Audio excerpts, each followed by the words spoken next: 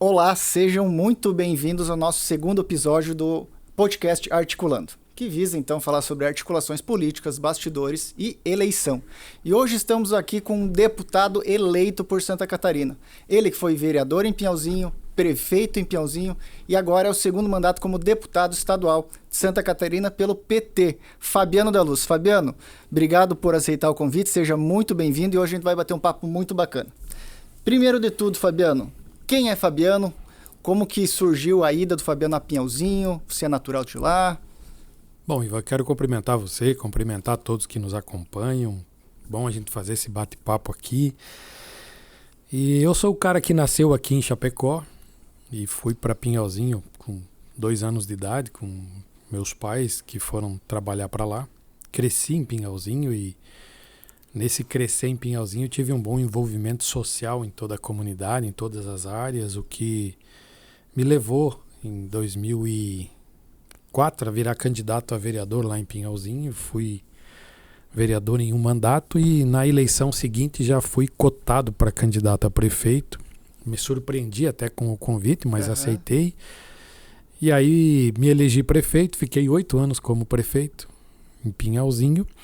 E de prefeito, depois dos 8 anos, a micro-região falava já dessa questão de deputado estadual, da representatividade da região, do oeste, e eu acabei também aceitando encarar a missão de ser candidato e me eleger e conseguir a reeleição e estar hoje no segundo mandato como deputado. Olha só, e como que surgiu a vontade de entrar na política? Isso já era um viés, já de tempo de escola, de Grêmio Estudantil? Eu comecei cedo, né? Eu assumi o Grêmio Estudantil da escola por muitos anos. Ah, bacana. Eu fui patrão do CTG por um bom período, coordenei alguns rodeios, algumas cavalgadas, eu era voluntário na PAI, eu era voluntário no colégio. Eu era da Juventude Católica, na época, da Pastoral da Juventude, então foi todo esse envolvimento. E eu trabalhava na rádio em Pinhalzinho, e a gente tinha esse envolvimento político dos programas, dos comícios, né? E o pessoal começou, assim, ao longo do tempo, cogitar justamente de virar uma liderança política. Até então não me passava na cabeça ser político, ser candidato, ou ser... E depois que vieram esses convites que eu passei a avaliar a possibilidade realmente de ser candidato, conversei em casa com a família disse, acho que vai ser uma experiência boa para ti e tal. Geralmente a família é sempre contra, né? E no meu caso a família foi a primeira que apoiou a ideia e acho que isso é fundamental quando você tem esse apoio familiar. Sim. Né? Porque o difícil é quando você faz alguma coisa com a família contra, né? Então, como a família estava a favor e todos ajudaram, acho que me permitiu estar onde eu estou hoje. E Fabiano, como que chegou o convite para você migrar ao PT, ao Partido dos Trabalhadores? Bom, na época, Ivan, a rádio dividia um pouco a equipe, né? Para trabalhar para um grupo, para outro grupo. E eu estava sempre no grupo mais da esquerda, que é... Pinhalzinho existe uma coligação MDB e PT desde 89. Olha só. E aí tem o outro lado formado pelos outros partidos de direita. Então a gente sempre tinha cada período eleitoral a gente estava identificado já com um grupo, que era o grupo da esquerda. E aí o grupo do PT sempre me convidaram para estar participando com eles, né? E claro que a gente fechava muitas ideias nossas, fechavam da forma como a gente pensava, da forma como o partido pensava, como as pessoas do município pensavam. E isso quando tem essa aproximação se torna ainda mais fácil você tomar uma decisão. E foi o que foi na época, né? Então, como veio um convite oficial, olha, nós queremos que tu seja nosso candidato na eleição, eu acabei aceitando. Estou até hoje. Maravilha, olha só que bacana. E me diga uma coisa, Fabiano, como que tá o PT em Pinhalzinho? Vamos falar um pouquinho sobre o município ali de origem. O PT, ele vem nessa eleição agora de 2024 com candidatura própria ou vem para compor uma chapa? Como que está ali a situação? Bom, hoje nós estamos organizando o partido para ter candidatura própria. Porque o nosso histórico sempre foi por várias eleições em Pinhalzinho, nós fomos vice do MDB. Quando nós invertemos a chapa, que eu fui candidato a prefeito, nós ganhamos a eleição, ficamos 8 anos. Depois nós invertemos mais uma vez, fomos 2 eleições vice do MDB, fomos derrotados nas 2. Agora, se nós vamos estar junto com o MDB ou não, a gente não sabe dizer. História. É uma outra história. Nós precisamos organizar a nossa equipe. Nós estamos organizando para isso, para ter uma candidatura do partido em Pinhalzinho, já estamos desenhando os candidatos a vereador, então acredito que está bem encaminhada essa situação. Certo. Fabiana, você participou em eleições como vereador, como prefeito e como deputado estadual. Na tua visão, qual que é a candidatura mais difícil? Qual que é a eleição mais difícil de você conseguir o voto do eleitor? Se eu for te falar hoje num sentido geral, eu te diria que é de vereador. Por quê? Porque a disputa é maior. Você disputa os teus amigos, que outros candidatos também são amigos.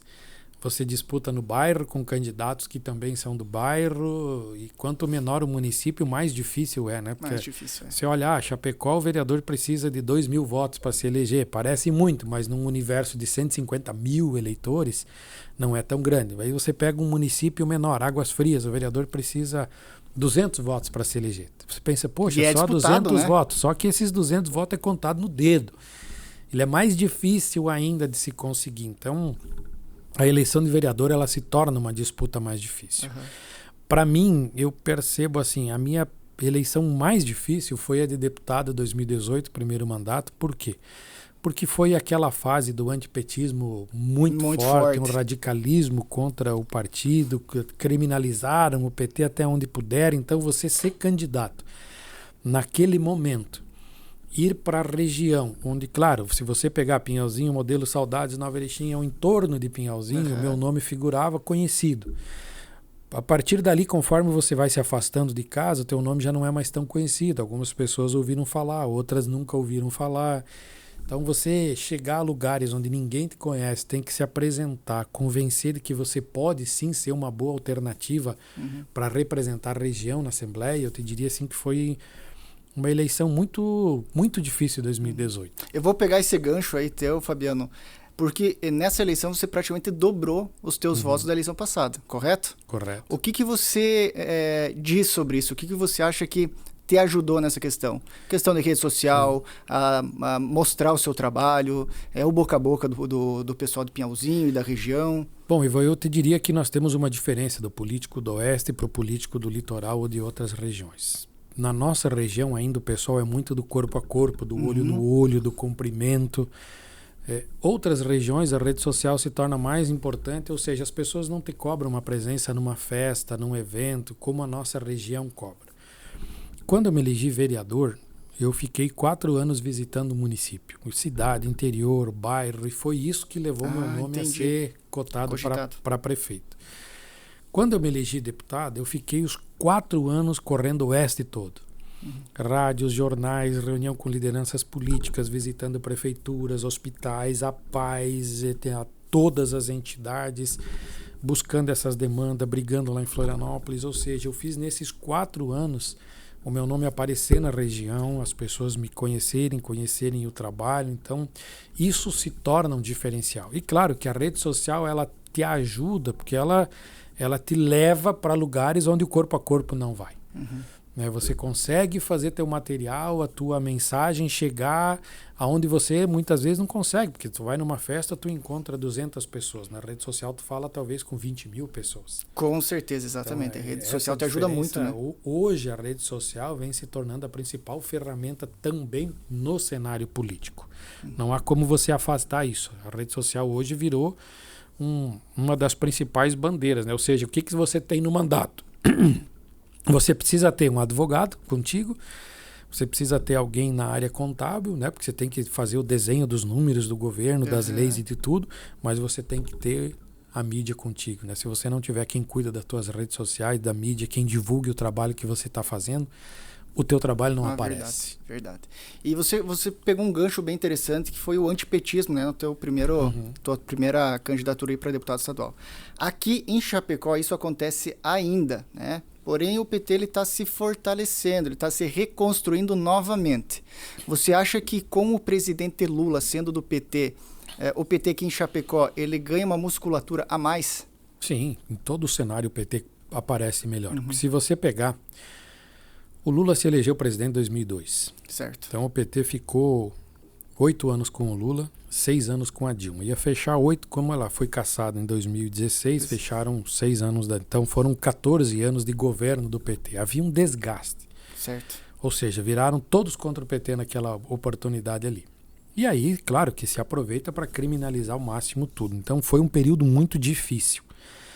Depois nós tivemos 4 anos do governo Bolsonaro, que também a sociedade brasileira criou uma expectativa de que tudo seria melhor. Tudo iria melhorar, e nem tudo melhorou. E alguns tropeços que o próprio presidente cometeu que levaram a sociedade a dizer, não, então é melhor ainda com o Lula do que com o atual governo, e o Lula teve essa nova chance. Como agora o Brasil está vivendo uma expectativa boa de estabilidade da economia, e isso tudo ajuda muito, é natural que o desenho político passe mais uma vez o partido a ter um pouco mais de respeito, de visibilidade, então já se diminui aquele fator negativo que existia contra o partido, ele acaba diminuindo e você consegue ter uma perspectiva maior. E aqui em Chapecó não é diferente isso, né? Ou seja, o PT passa a ser mais uma vez uma alternativa de governo para Chapecó, porque nós tivemos governos com Fritz, com Pedro Kizai, que não foram governos ruins. Chapecó nunca parou, nunca deixou de avançar, nunca deixou de crescer, nunca deixou de evoluir. E os períodos do PT foram importantes também aqui para Chapecó. Então passa a virar alternativa mais uma vez de governo para Chapecó.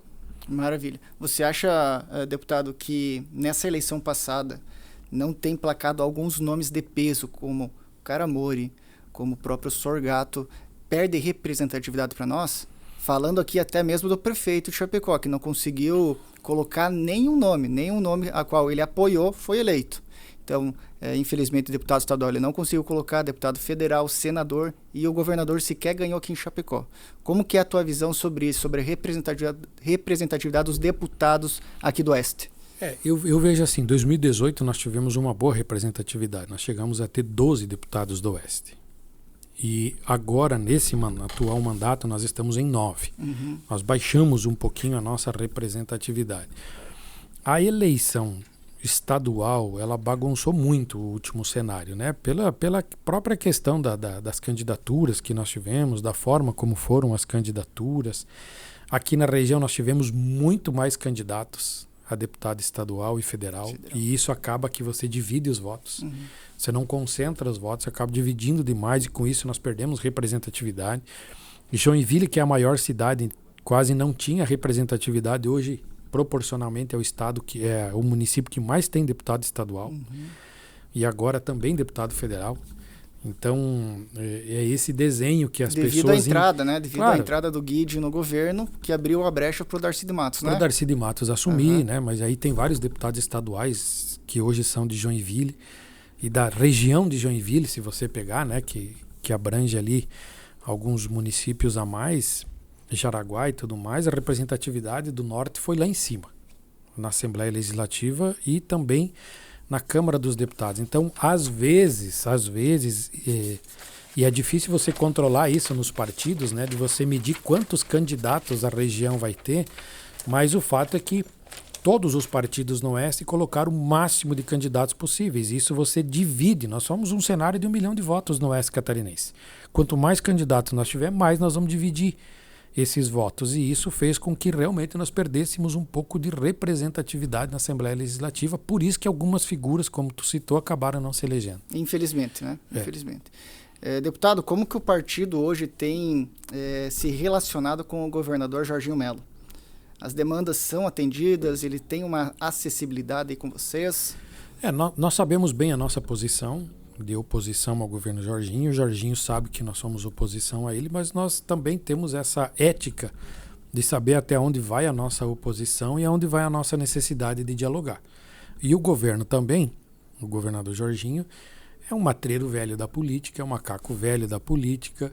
Ele não foge, digamos assim, de sentar conosco, de conversar. Esteve com nós até há poucos anos atrás no governo federal, então a gente consegue manter essa ética de sentar, conversar, discutir os problemas da região, discutir demandas que a gente tem e de sentar na mesa e até aqui vai, até aqui não vai, isso eu posso atender, isso eu não posso atender. Da mesma forma como o governo federal não fecha os olhos, não deixa de atender Santa Catarina, a gente briga para que o governador não deixe de atender as nossas demandas aqui da região. Então a gente procura ter uma relação franciscana, né?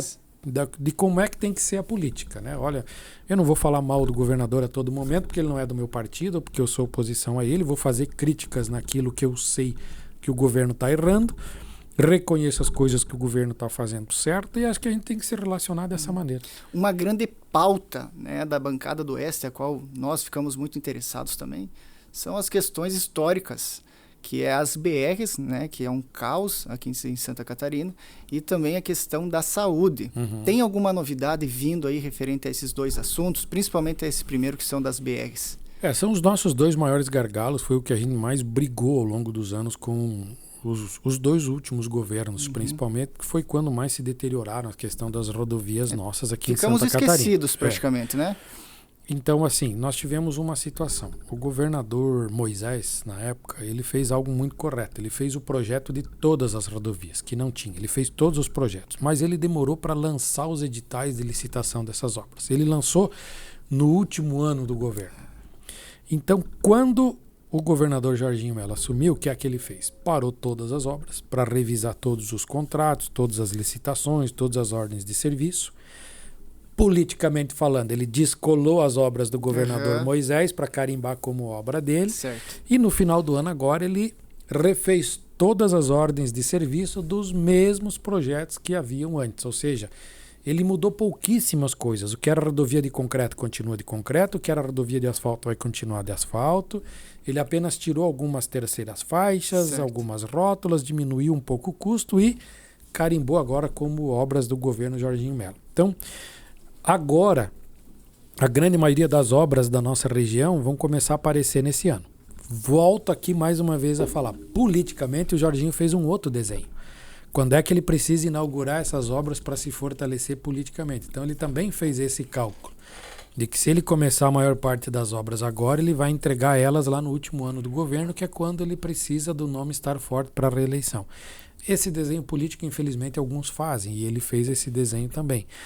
Então isso nós vamos ver, obras andando e inaugurações só lá no final de 2025 e início de 2026. Tem alguns problemas maiores, que é, por exemplo, o trecho de São Carlos a Palmitos, que a empresa entregou a obra que agora, ou seja, desistiu da obra e que agora tem que se refazer todo o processo de cancelamento daquele edital para refazer um edital, fazer o cálculo do que havia sido feito já de obra ou não, para justamente refazer. Então, e algumas situações assim atrasa o tempo e se perde dinheiro, como você falou. E em relação ao E a saúde, né? A saúde. Em relação que era o ao segundo Hospital Regional do Oeste, que é uma novela. Eu não sei qual é a unha encravada que tem entre o governo do estado e o hospital regional, mas é uma situação histórica de muitos anos. Há uma briga, uma disputa de muitos anos. Acho que foi a maior quantidade de reuniões que a bancada do Oeste já teve com o governo do estado foi para tratar o Hospital Regional de Chapecó. Hospital Regional do Oeste. Isso é uma situação assim histórica que se tem. Nós chegamos a fazer reunião só entre nós deputados para entender o que estava acontecendo, fazer reunião só com o hospital, fazer reunião só com o governo, depois juntar as duas partes, para a gente tentar encontrar um caminho do porquê que se disputa, se briga tanto entre estas duas entidades, né, o governo do estado e o hospital, para tentar buscar um caminho. O governador não está tentando estadualizar esse hospital, já que tem uma briga aí com quem gere ele? Nós temos algumas desconfianças, Ivan, com relação a isso, aos interesses do governo do estado no hospital regional. Uma das últimas reuniões que nós fizemos, que inclusive nós tivemos um membro do governo anterior, o secretário da Fazenda, o Paulo Eli, que ele disse para o atual governo, olha, se tiver que dar 10 milhões a mais para o Hospital do Oeste, vale a pena do que o Estado querer comprar a parada de administrar o Hospital do Oeste. Por quê? Porque existe um sistema que funciona, existe uma diretoria, então é bem melhor você pagar a conta e não se incomodar do que você querer, além de pagar a conta, assumir todo o incômodo, no sentido assim, do administrativo da coisa, né? Porque administrar um hospital do tamanho do regional não é uma coisa tão fácil.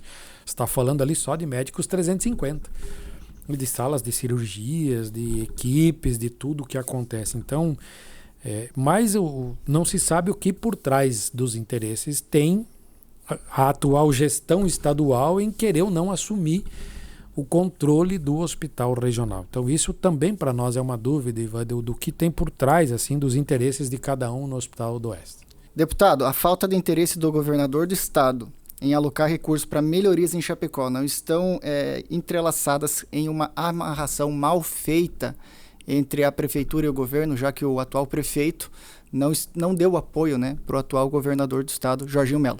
Politicamente falando, essas coisas elas precisam ser superadas no campo administrativo, né? Ou seja, a disputa política ela tem que terminar no dia da eleição. A partir dali é o que eu preciso fazer, o que você precisa fazer, o que nós precisamos sentar e decidir. Mas a gente sabe que o pano de fundo disso existe uma grande disputa de duas grandes lideranças, né? Do governador Jorginho Melo, que se elegeu governador, que tem seus interesses em se manter no governo, que olha para o prefeito de Chapecó, João Rodrigues, como uma grande ameaça política para ele lá na frente, no futuro, nas próximas eleições, que os dois têm uma disputa interna do bolsonarismo, que os dois são as duas maiores lideranças do Estado a nível de proximidade com a ala bolsonarista. Então isso também está colocado no cenário e que, querendo ou não, tem que ser colocado na mesa também, né?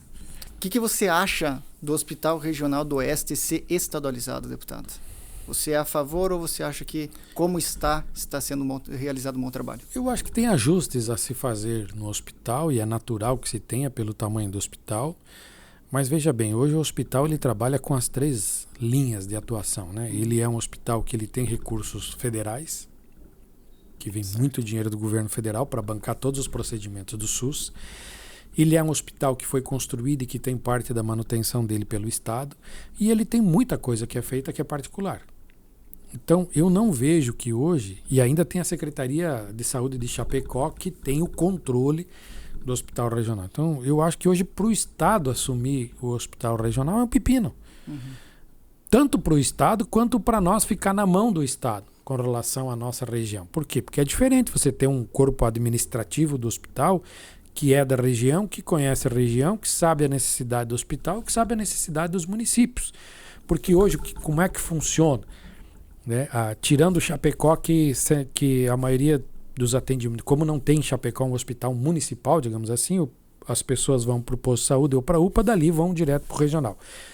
Lembrando que o regional também atende a grande região oeste, são né? 54 municípios. Exatamente. Né? Então, o que acontece lá? Pinhalzinho, o paciente ele vai para o posto de saúde, do posto de saúde ele vai para o hospital. Se o hospital de Pinhalzinho entende que aquele atendimento é de média ou alta complexidade, ele vai solicitar vaga e manda para o hospital regional. Então, todos os hospitais municipais da região, filantrópicos, seja o que for, eles funcionam como uma triagem. Só vem para Chapecó aquilo que realmente é uma necessidade de média ou alta complexidade, aquilo que é de urgência. Senão, se resolve lá na ponta. Então, hoje esse sistema ele funciona. Existem os períodos de dificuldade de UTIs, de tudo mais, de sala de cirurgias, que não é só Chapecó. São Miguel enfrenta, Xanxerê enfrenta, Concórdia enfrenta, que são os hospitais regionais, Joaçaba enfrenta, e nas outras regiões também isso acontece. Mas hoje ele tem um sistema que ele funciona desse jeito e funciona muito bem. E que aqui em Chapecó tem essa gestão que também ela enfrenta as situações, muitas vezes, de atraso de pagamento do Estado, né, que isso tudo também acaba influenciando no administrativo do hospital, porque se não entra dinheiro, a despesa você tem igual. Exatamente. Então, eu acho que hoje precisa se fazer alguns ajustes com relação à forma como o hospital é gerido, mas não vejo que a solução seja entregar para o Estado o hospital. Maravilha. E a bancada do Oeste está trabalhando para isso? Trabalha, nós trabalhamos direto, nós cobramos do Estado a regularidade dos pagamentos. Houve uma divergência porque tinha um financiamento, o hospital tinha feito um financiamento na época, o Estado não pode pagar financiamento, né? Ou seja, o dinheiro do Estado é para pagar o dia a dia, não o financiamento. E isso foi resolvido e a gente direto senta com a secretária Carmen Zanotto, senta com o governador, senta com a direção do hospital, tenta construir esse entendimento. É uma das principais atuações nossas enquanto bancada do Oeste, é discutir essas duas situações.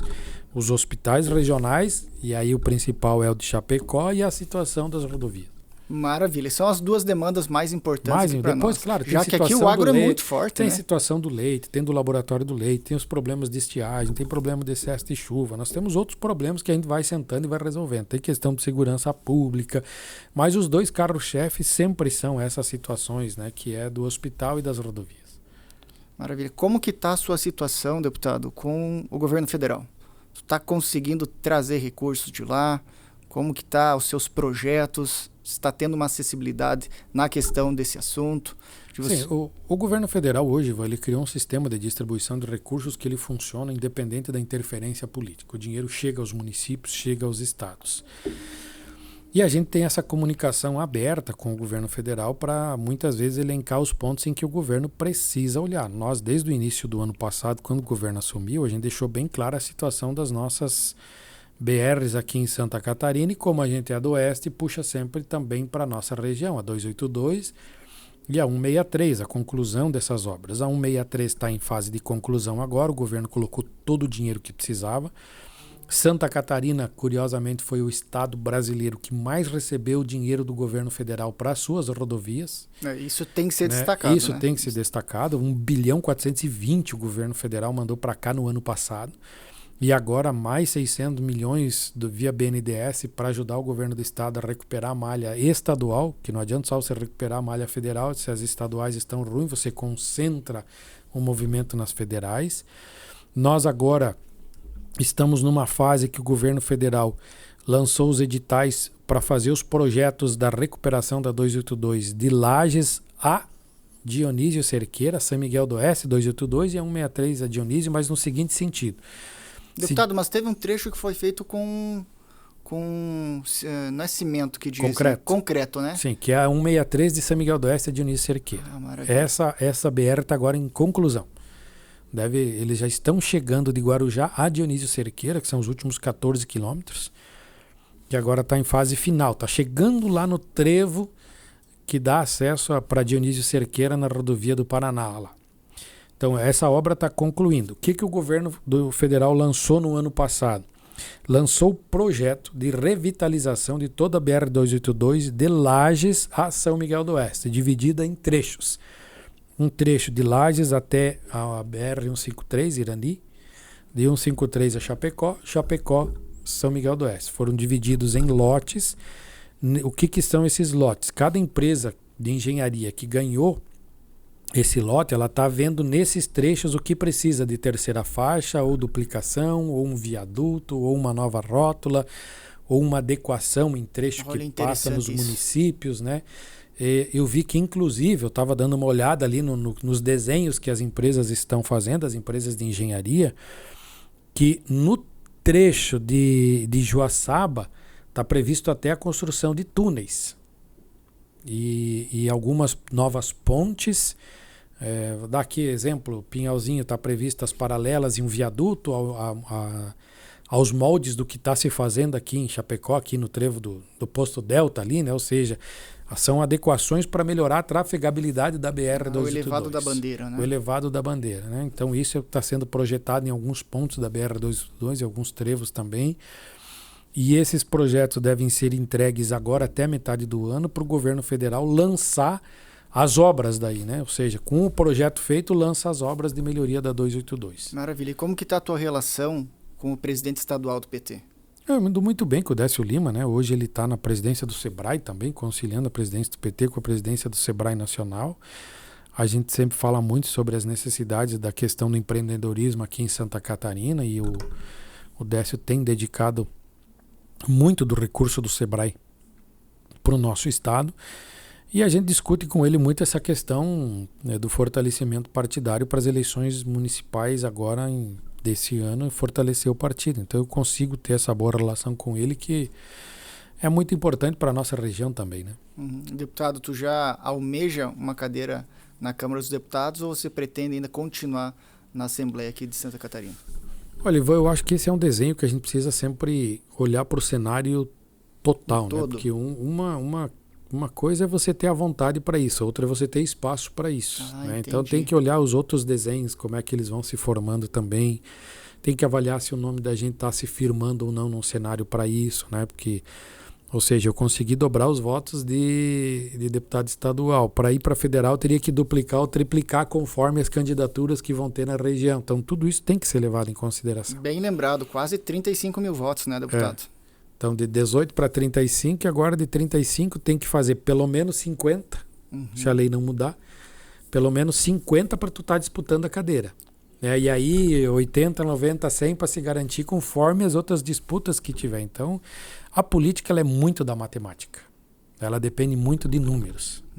Votos são números no sentido assim de você precisa ter tantos votos para se eleger, tantos votos é a margem, tantos votos para você atingir a legenda. Tudo isso tem que ser levado em consideração. E como tu vê, deputado, a questão da polarização, antigamente a gente acompanhava que era PT e PSDB.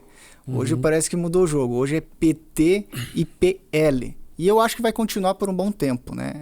Essa questão. Como que você vê isso? Você vê com bons olhos? Você acha que extremos não dão muito certo? Eu vejo que assim, nós já tivemos uma fase de que o centro foi o mais importante e o PSDB estava mais no centro na época. Centro, exatamente. Né?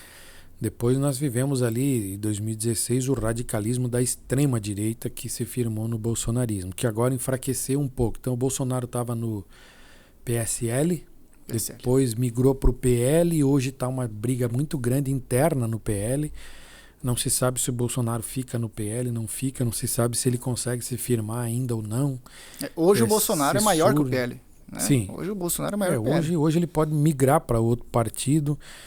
Não se sabe se vai ou não, porque aí aquela declaração do Valdemar da Costa Neto lá, que é presidente do PL, quando ele diz que é muito melhor de trato o Lula do que o Bolsonaro, irritou o Bolsonaro. Então tem esses desenhos que vão se moldando. E nós temos que saber que o Centrão ele tem a dificuldade de se unir no sentido de criar uma liderança nova. Porque um puxa o tapete do outro, ninguém deixa o outro crescer, tem uma disputa de ego muito grande no centro. Mas eles também tentam fazer esse desenho para virar uma alternativa aos extremos. Deputado, eu gostaria muito de ver uma nova eleição entre Bolsonaro e Lula, né? O que você acha sobre isso? Lembrando que hoje Bolsonaro é inelegível, né? É inelegível. Eu acho que o Bolsonaro enfraqueceu muito hoje, a nível de país. Eu vi uma pesquisa que um partido aqui de centro fez em Santa Catarina, que mediu, agora no final do ano, a influência do bolsonarismo sobre o voto do catarinense. Que ela chegou a 75%, hoje está em 44%. Ou seja, tudo o que veio do pós-Bolsonaro, do que se revelou do governo Bolsonaro, que não foi aquilo tudo, fez com que ele também perdesse muita credibilidade. E acho que isso diminuiu muito hoje, né? Agora, nós temos uma grande dificuldade que é no país, nos estados e nos municípios, que é justamente de surgirem as novas lideranças. Faz com que as lideranças mais carimbadas se mantenham no cenário, que é hoje o PT tem o Lula, surgiu o bolsonarismo, que nos estados a gente fala dos mesmos nomes sempre, né? Porque, e justamente por essa dificuldade de se constituírem novas lideranças a nível de país e a nível de estados e nas regiões também. Né? Hoje a gente não consegue ver um candidato que vai fazer frente com o Lula, na própria esquerda. A gente não vê um nome de fato grande como é o Lula. Se você tirar o Lula do cenário, tirar o Bolsonaro do cenário, quem que você aponta? Exatamente. Talvez dentro do governo Lula hoje surja um Fernando Haddad, a própria Simone Tebet está fazendo um trabalho muito bom. Você passa a discutir alguns nomes que estão no cenário. Vai ser esse nome? Nós não sabemos dizer se vai se consolidar ou não. Se você pegar na direita, quem está se consolidando como oposição hoje? É muito difícil você apontar um nome. Tem um menino lá de Minas que hoje na rede social é muito forte. Sim. Nicolas Ferreira, né? Nicolas Ferreira. Mas isso se daria um nome a nível nacional? É difícil você dizer hoje se daria uma credibilidade para isso. O Zema lá de Minas tentou se constituir como liderança de direita. Quando ele falou em dividir o Brasil, já caiu por terra o projeto dele, porque aí já, a partir dali, ele já começou a criar uma rejeição enorme a nível de país. Então, hoje não está surgindo a nível de Brasil nenhum nome que você consolide de um lado ou do outro para dizer, não, esse aqui pode se tornar um grande cara lá na frente. Mas essa questão do Zema, deputado, foi o quê? Ele simplesmente falou a verdade, que estados do Sul e do Sudeste têm mais pessoas com carteira de trabalho trabalhando e estados do Nordeste têm mais pessoas com bolsa de família sendo sustentadas. Só que, claro, que teve aquela questão de fake news onde hoje, né, a gente sofre muito com isso. Hoje é difícil você saber o que é verdade e o que não é verdade, derivado de algumas postagens. Sim, e justamente, mas se você pegar hoje a nossa região, a quantidade de pessoas que tem Bolsa Família também é uma grande crítica. Né? Tem muita família que não precisava, tem muita gente que não precisava, que aí não é o governo que erra, não é o governo federal que erra, o governo está oferecendo. Aonde tem uma grande falha? É nas secretarias sociais dos municípios, onde se dá o jeitinho para conseguir contemplar aquela família que talvez não precisaria, né? Que isso também é uma enorme crítica, que o empresariado faz. Qual a grande crítica? Qual é o concorrente hoje da carteira de trabalho? Os programas sociais. Exatamente, que eles não podem deixar de existir também, não podem deixar. Se você olhar algumas críticas que se fazem, são totalmente infundadas, porque o que é um Bolsa Família? É você pegar aquela mãe que tem filhos que são carentes e você dizer, olha, nós vamos te dar um dinheiro para você não colocar tua filha na prostituição, para você não colocar teu filho no trabalho escravo, para ele se manter na escola e se manter com saúde, porque ele tem que ter 80% de frequência escolar e 90% de frequência de acompanhamento de saúde. Então tu está se dizendo assim, olha mãe, nós não vamos resolver a tua vida, mas nós vamos dar um futuro para o teu filho. Nós vamos te ajudar. Né? Nós vamos te ajudar com alguma coisa, mas ele vai ter que se manter na escola, ele vai ter que se manter com um acompanhamento de saúde, porque ele vai ter um futuro. Né? E é nisso que um programa social se baseia, naquilo que nós vamos oferecer. Agora o governo federal está sentindo o quê?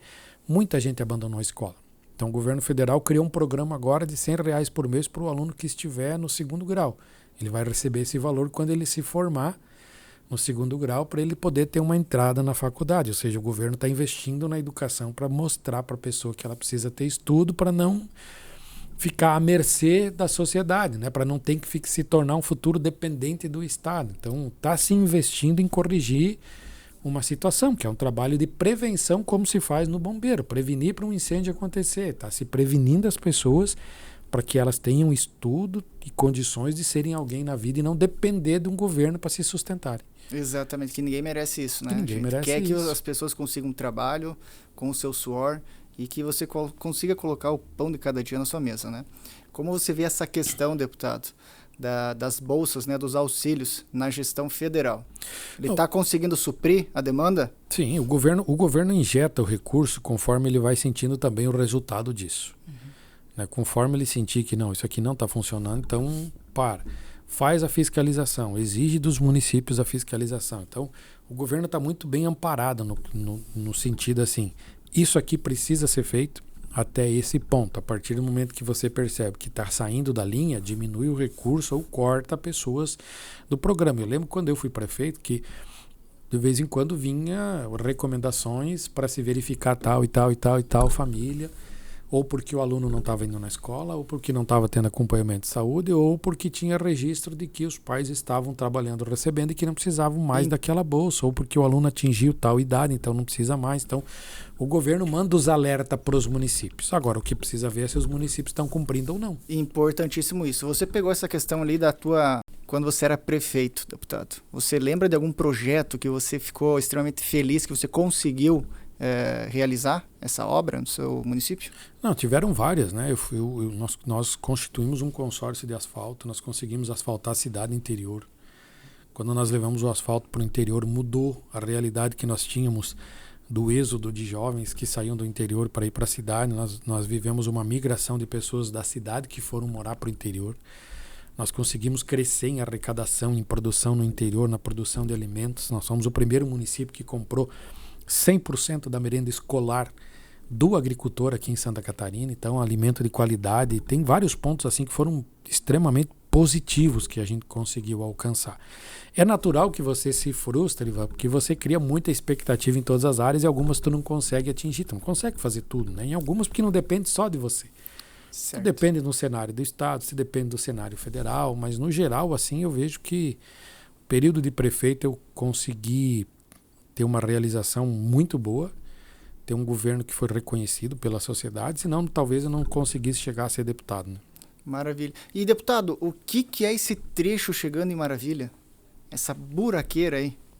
Esse foi nós temos aí uma situação muito, muito infeliz aqui, né? Porque na recuperação, na manutenção da BR-282, o trecho Chapecó-São Miguel do Oeste teve 2 ações judiciais nas 2 licitações entre as empresas que ganharam e que perderam o edital das obras. Então, esse trecho ficou muitos anos parado, esperando essa resolução judicial se a empresa poderia continuar a obra ou deveria abrir mão para segundo colocado.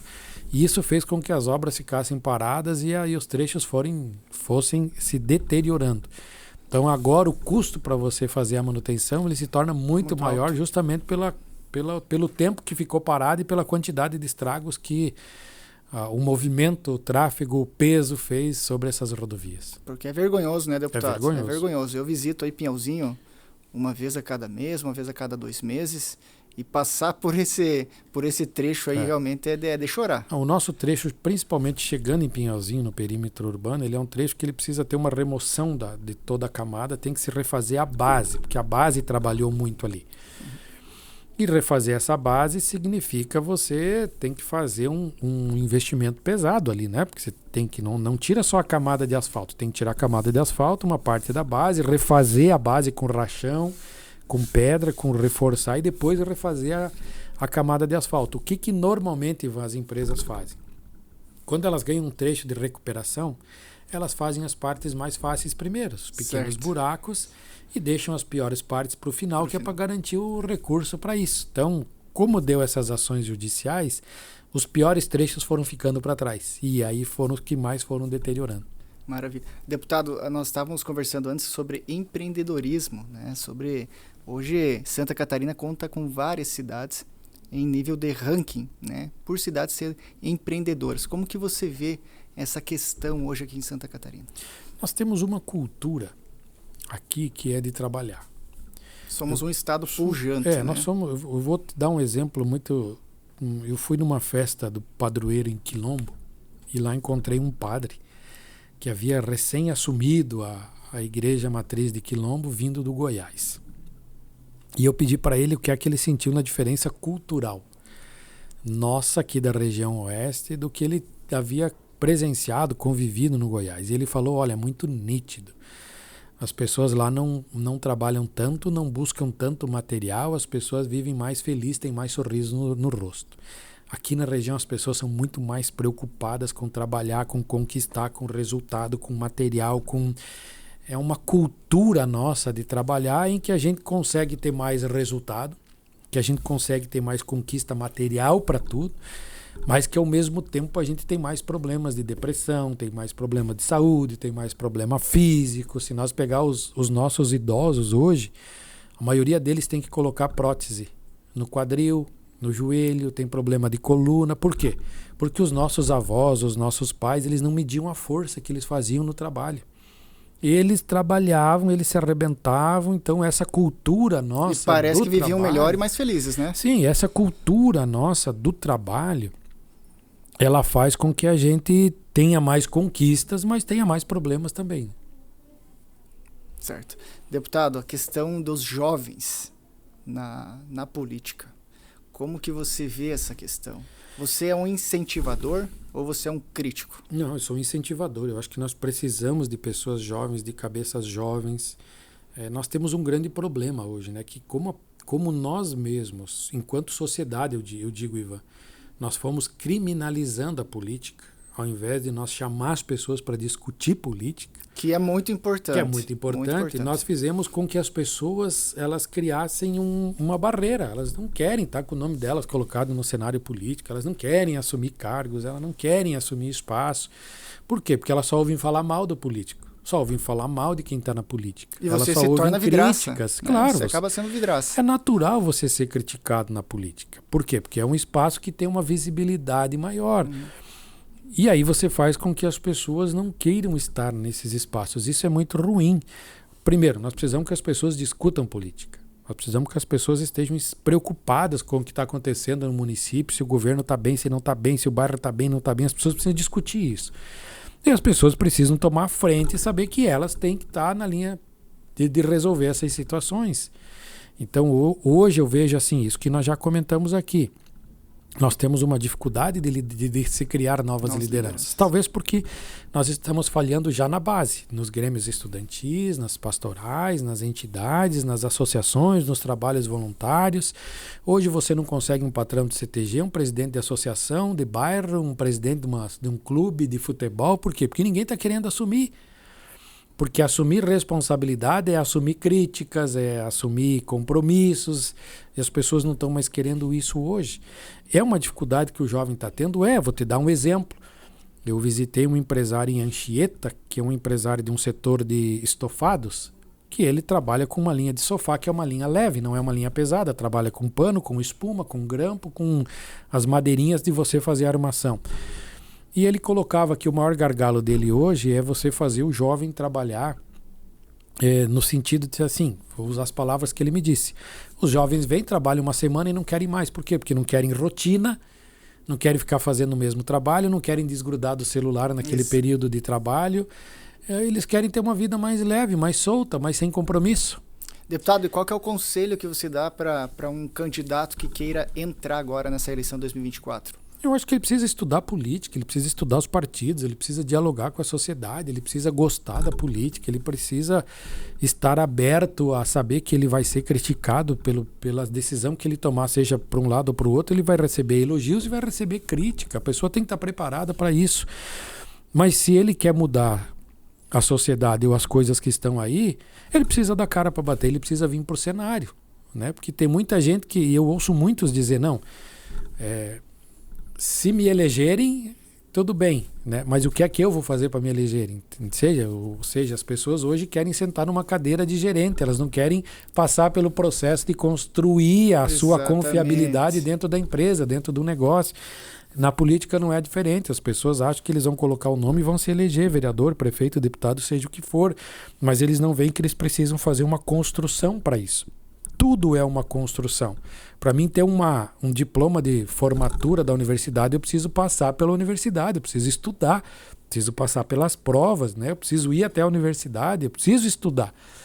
E é isso que às vezes as pessoas não entendem, tanto na parte profissional quanto na parte política, que eles têm que irem para o processo.